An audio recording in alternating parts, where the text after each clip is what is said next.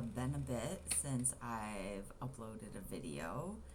Um, Mainly, I've been through some there'll be more to come on that. But in the interest of not making a video that's an hour long, I will just recap what my chemo experience was like because I think that's the next step in everything. My first chemo was, I think, 5/7. It's 5/20 now, so yeah, a lot of time has passed. But I went there in the morning.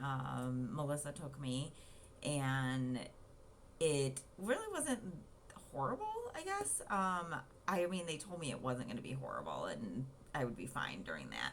But so I show up, and I think it took a while for me to get back, even though I had like the first appointment in the morning. But I ended up picking seat number 13 because I was like, I'm going to pick a fun number. And it was like further in the back.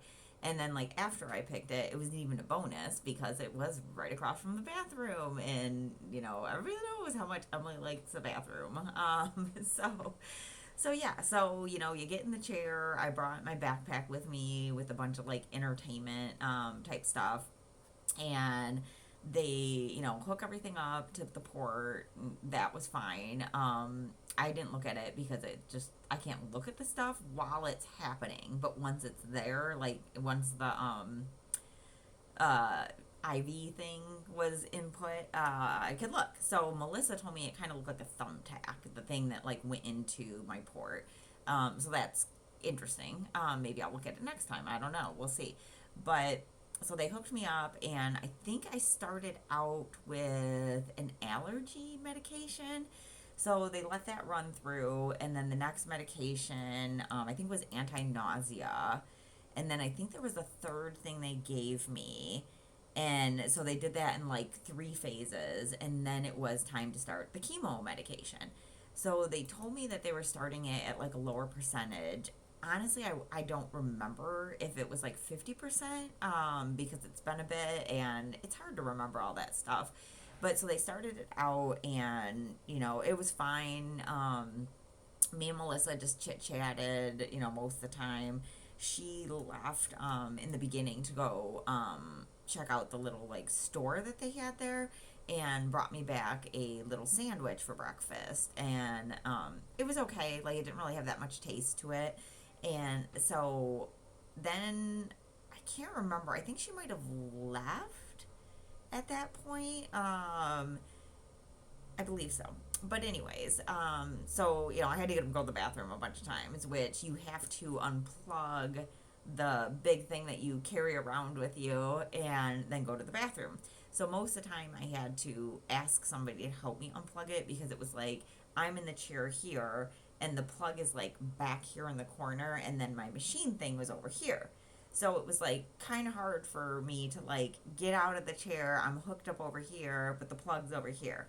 So I think I had somebody do it for me each time. I think there was one time I had to do it for myself. So you wheel the little carty thing into the bathroom with you.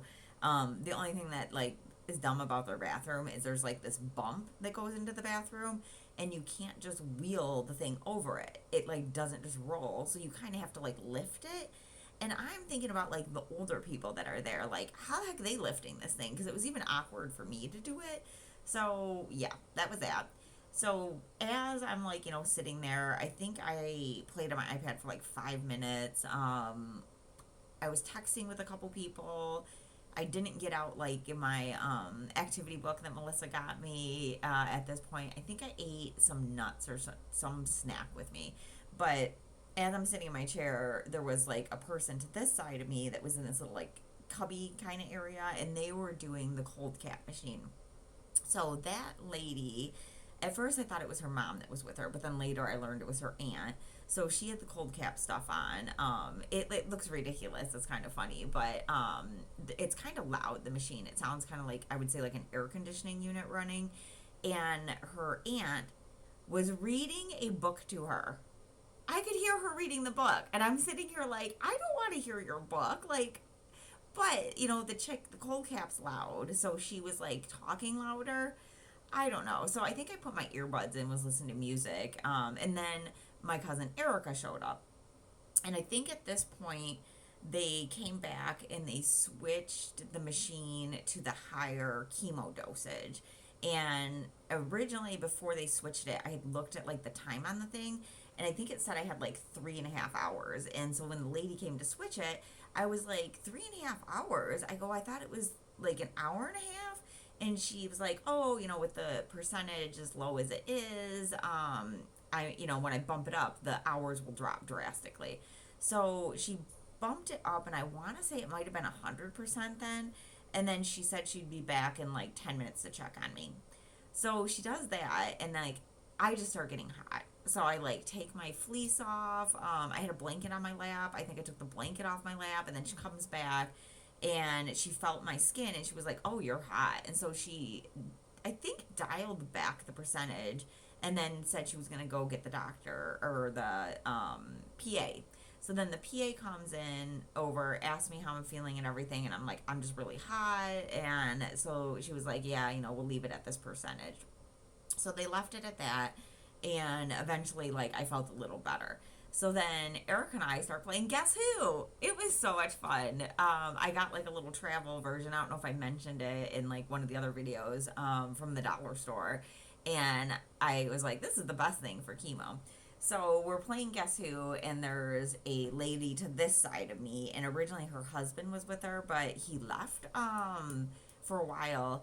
And it was funny because she was like enjoying, I think, listening to us like describe the people that we were trying to guess. Because then at one point she's like, "Did you get that game from Five Below?" Like she had looked it up on her phone, and I was like, "No, but it's probably the same thing." And she like flipped her phone, and I was like, "Yeah, that's it." So funny that she probably ordered that for when she goes to chemo. And then I also found out from her that she goes every week on Thursday. So I'm kind of hoping that I'm going to see her this Thursday too, because she said that she only ever is tired. Now I don't know what her treatment blah, blah, blah, like how many what her drugs are compared to mine, or like what her situation is. So everybody's so different. It's just wild. So so she chatted with us for a little bit, and then the lady came back, switched me to the last medication that was there, and I can't remember how long that run or anything, but basically Erica hung out with me the rest of the time, and she drove me home from chemo, because the first time they wanted to make sure that I could drive afterwards if I went by myself.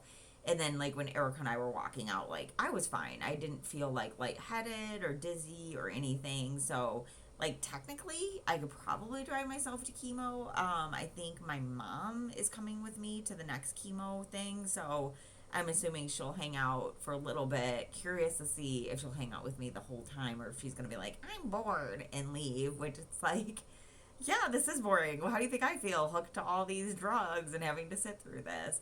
So yeah, so that was my chemo day. I think Eric and I went and got food after, but it's been like over, I think it's been 2 weeks tomorrow it'll be. So my memory is so foggy, and I guess I should have kept better notes. But yeah, so that was basically it. And then on Friday, my dad and his wife came in town, and so I ended up meeting them at Sign of the Beef Carver for dinner, and it was fine. Like the food tasted normal and everything like that.